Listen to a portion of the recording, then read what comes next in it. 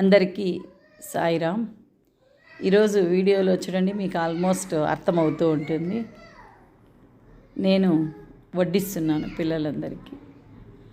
నాకు ఇలా వడ్డించాలన్నా, ఖాళీ సమయం ఉంటే వాళ్ళకు కూరగాయలు తరిగే వాళ్ళన్నా నాకు చాలా ఇష్టం.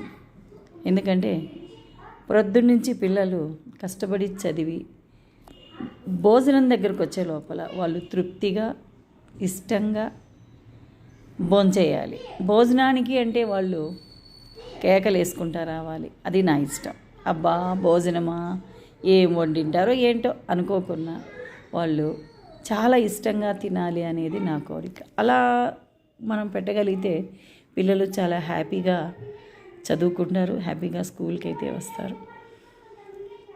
నా ఖాళీ సమయంలో నేను అప్పుడప్పుడు ఈ విధంగా వచ్చి వంట వార్పు దగ్గర వంటామెకి కూరగాయలు కటింగ్ చేసి ఇవ్వడం కానీ, అలా చెయ్యి ఇలా చేయని సలహాలు ఇవ్వడం కానీ, టైం ఉంటే వడ్డించడం కానీ నేను మామూలుగా చేస్తూ, నన్ను ఎవరు పిలవాల్సిన అవసరం లేదు. నా అంతకు నేనే వాళ్ళని లేమని నేను వడ్డిస్తాను అన్నమాట. నా చేతుల్లో ఈ విధంగా వడ్డించడం అనేది నాకు చాలా ఇష్టం అండి. ఇప్పుడు ఇక్కడ టీచర్స్ వాళ్ళు అందరూ తిన్న తర్వాత లేటుగా తింటారు, అందుకని సపరేట్గా తీసేసుకుంటున్నారు. వాళ్ళు పిల్లలంతా తిన్న తర్వాత మళ్ళీ తింటారనమాట. ఒక టీచర్ అయితే ముందుగానే తినేస్తుంది, పిల్లలందరూ తిన్న తర్వాత పిల్లల్ని చూసుకోవడానికి. మిగిలిన టీచర్లు అయితే లాస్ట్లో తింటారు. అందుకనేసి వాళ్ళు రైస్ అయితే తీసి పక్కకు పెట్టుకుంటున్నారు. అది ఇంకేమనుకోవద్దండి, ఎందుకు పక్కకు పెడుతున్నారు అని. ఇంకా అది కూర్చోవడానికి పీట చాలా చిన్నగా ఉంది. నేను చాలాసేపు కూర్చోలేకపోయాను, అసలు నేను కింద కూర్చోలేను. చైర్లో అయితే కూర్చొని ఎంతసేపు అయినా వడ్డించగలుగుతాను, నడుము పట్టేస్తుంది. అందుకే మళ్ళీ సాయమ్మనే రమ్మని వడ్డించమన్నాను. నేను చాలాసేపు కూర్చోలేకపోయాను, మోకాళ్ళు నాకు ప్రాబ్లం వంగవు. అందుకని నేను మళ్ళీ సాయమ్మకి ఇచ్చి వీడియో అయితే నేనే తీస్తూ ఉన్నాను. ఎంత పెద్ద పని అయినా ఇష్టంతో చేస్తే అది చాలా మనసుకు తృప్తిగా ఉంటుంది, సంతోషంగా ఉంటుంది, ఇష్టంగా కూడా ఉంటుంది. అందుకే నాకు అప్పుడప్పుడు ఖాళీ సమయంలో ఈ విధంగా వడ్డించడం అంటే నాకు చాలా ఇష్టం. కూరగాయలు తరిగివ్వడం అంటే కూడా ఇష్టం. నేను ఒక్కొక్కసారి పలావ్ అయితే ప్రొద్దున్నే లేచి వాళ్ళకు వంట తొందరగా కావాలని నేను 8 వరకు కూడా కూరగాయలు తరిగిచ్చిన సమయాలు చాలా అయితే ఉన్నాయి. నాకు అలా చేయడం నాకేమి చిన్నతనం అని అయితే అనిపించదు. ఎందుకంటే మనుషులు అనేవాళ్ళు ఎప్పుడుంటారో ఎప్పుడు పోతారో తెలియదు. మనం చేసే పని బాగుంటే చాలు, అదే నాకు నా మనసు చెప్తుంది. నేను ఎవరేమనుకున్నా పర్వాలేదు, నేనేం చేయాలనుకుంటే అది చేస్తాను. అది నా మైండ్, నేను అలా ఉంటాను. చూడండి, చిన్నపిల్లలంతా కూడా స్కూల్ పక్కన తోట ఉంది. ఆ తోటలో సమ్మర్ కదా, అందుకని అక్కడే వండుతున్నాం. వేస్ట్గా చాలా కట్లు పడ్డాయి, అవన్నీ అయిపోయి చేయాలని చెప్పి తోటలోనే వండి అక్కడే అయితే వడ్డిస్తున్నారు చెట్ల కింద. వాళ్ళైతే సర్వింగ్ అయిపోయిన తర్వాత తీసుకొని మళ్ళీ స్కూల్లోనే వచ్చి కూర్చొని వాళ్ళు మామూలుగా భోంచేస్తూ ఉంటారు. వాళ్లకు అవసరమైతే రెండోసారి కూడా పెట్టించుకోవచ్చు. కండిషన్ అయితే ఏం లేదు, ఇంతే తినాలి, ఇలాగే ఇంతే అని మెజర్మెంట్స్ అయితే లేవు. వాళ్ళకి ఎంత కావాలంటే అది పెట్టించుకోవచ్చు అండి. అది పాత్ర పెద్దది, 25 కిలోస్ది. కనిపించడం లేదు వీడియోకు, అంతే, ఇంకేం లేదండి. ఈ విధంగా ఈరోజు పులిహోర అయితే చేశారు. హాఫ్ డే స్కూలే కాబట్టి 10:30కంతా పెడుతున్నారు పులిహోర అయితే పిల్లలు ఇష్టంగా తింటూ ఉన్నారన్నమాట. అది సంగతి. ఇంకా నెక్స్ట్ ఇయర్కి పిల్లలకి కొన్ని బాధ్యతలు అయితే ఒప్పజెప్పాలని అనుకుంటున్నాను. అది ఎలా చేయాలి ఏంటి అనేది ప్లాన్ అయితే కొంచెం వేసుకుంటూ ఉన్నాం. అన్ని పనులు కూడా టీచర్స్కి ఒప్పజెప్పకుండా కొన్ని బాధ్యతలుగాన పిల్లలకి ఒప్పజెప్పినట్లయితే వాళ్ళకి చిన్నతనం నుంచి, అంటే విద్యార్థి దశ నుంచే కొన్ని క్వాలిటీలు అనేది వాళ్ళకి మనం నేర్పించగలిగినట్లయితే వాళ్ళు ముందుకెళ్తారు అనే ఉద్దేశంతో నేను కొన్ని బాధ్యతలు అయితే పిల్లలకి నేర్పించాలి అనుకుంటున్నాను.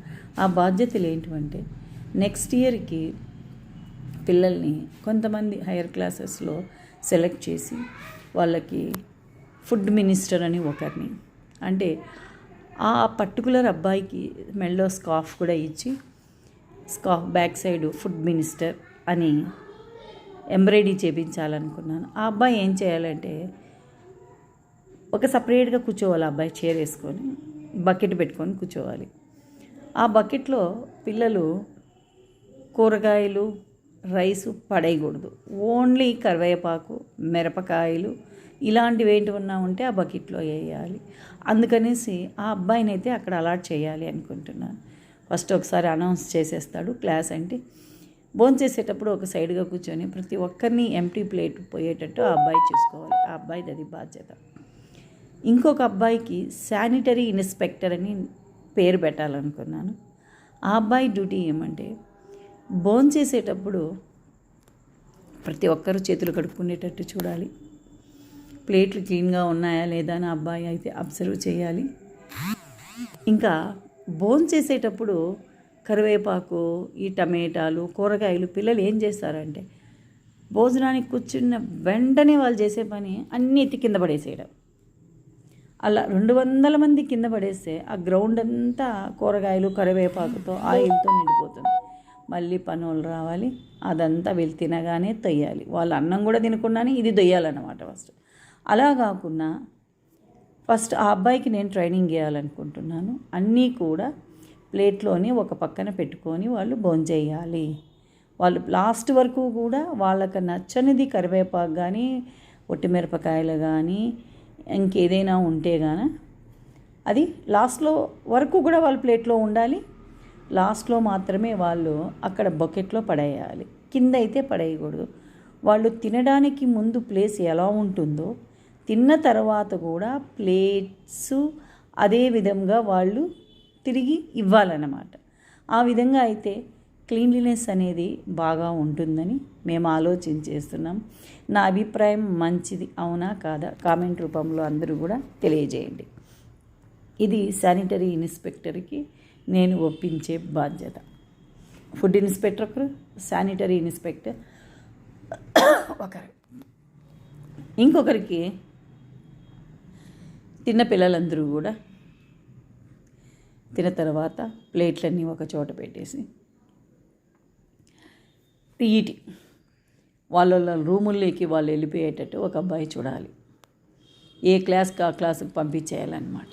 ఆ అబ్బాయి డ్యూటీ అందరినీ వాళ్ళ క్లాస్ రూముల్లోకి పంపించేసేయాలి.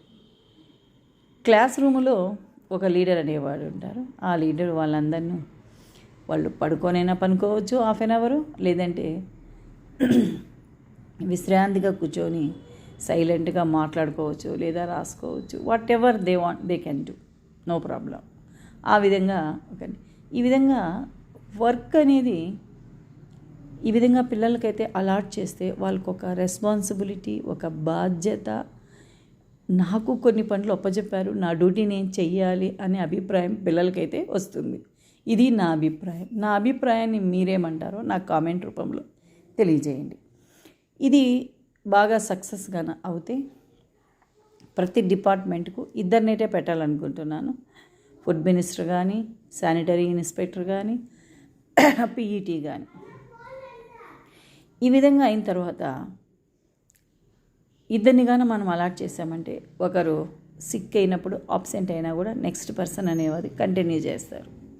వాళ్ళకి ప్రత్యేకించి అందరికీ స్కార్ఫ్స్ మెడ మీద వేసేసానంటే వాళ్ళు ఒక రెస్పెక్టబుల్ పర్సన్గా, డిగ్నిటీగా ఫీల్ అయ్యి డ్యూటీ బాగా చేస్తారనేది నా అభిప్రాయం.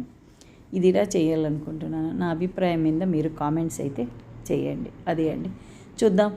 ఇవన్నీ కూడా నేను సమ్మర్లో తయారు చేసి పెట్టుకుంటాను. జూన్ నుంచి ఇవి ఇంప్లిమెంటేషన్ అనేది అయితే చేయాలనుకుంటున్నాను. కొంతమంది ఆడపిల్లల్ని పికప్ చేసి వాళ్ళతో పక్కన ఉన్న తోటలో పుదీనా కానీ, టమాటో కానీ, పచ్చిమిరపకాయలు కానీ, కొన్ని ఆకుకూరలు పండించాలి. ఆర్గానిక్ వ్యవసాయం అయితే పిల్లలతో చేయించాలి. ఆకుకూరలు పండించాలి. ముఖ్యంగా మన స్కూల్కి కావాల్సిన ఆకుకూరలు కానీ, బీన్స్ కానీ, చిక్కుడు కానీ, మిరపకాయలు కానీ, టమాటా అయితే పెట్టలేము. ఎందుకంటే కోతులు ఎక్కువ, అవి ఉండనివ్వవు, మనం తీసుకోలేము అన్నమాట. కోతులు తినలేని ఇలాంటివి పెట్టాలని అయితే నిర్ణయించుకున్నాను. కొంతమంది పిల్లల సహాయంతో ఆర్గానిక్ మాన్యూర్ కూడా తయారు చేసేది అయితే నేర్పిస్తుంటున్నాను. చూడండి, మీరు ఫోటోలో చూస్తుంటే సాయమ్మ పిల్లల వెనకాల డ్రై లీవ్స్ అన్నీ కూడా ఒక చోట కుప్పబోస్తున్నాం అన్నమాట. ఇదంతా కూడా ఆర్గానిక్ మాన్యూర్ చేయడానికి, సేంద్రియ పద్ధతిలో వ్యవసాయం చేస్తే బాగుంటుందనేది కదా ఇప్పుడు.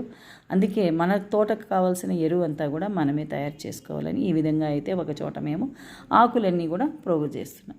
ఈ వీడియో మీకు నచ్చినట్లయితే లైక్ చేయండి, షేర్ చేయండి, సబ్స్క్రైబ్ చేయండి. Thank you for watching.